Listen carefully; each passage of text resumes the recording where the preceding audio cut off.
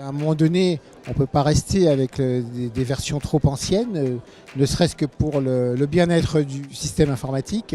Et il y a l'autre partie très importante, le réglementaire financier ou comptable. Et si on ne migre pas, on risque d'être hors loi, tout simplement.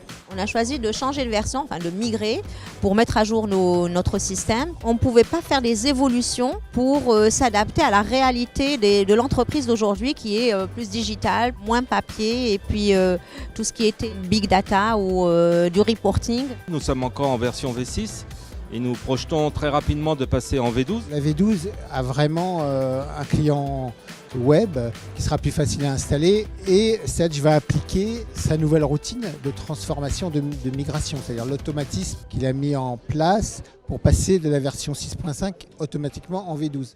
Alors on est encore en version 5, on est un petit peu historique on va dire, et la migration V12 est à la réflexion. Ce qu'on a fait dans notre projet de migration V12, c'est qu'on a mené la partie technique des deux dossiers France et Singapour en simultané. On a passé en production le dossier France et ensuite on s'est remis sur le dossier Singapour. La facilité, c'était de pouvoir capitaliser sur ce qui avait été réalisé en France.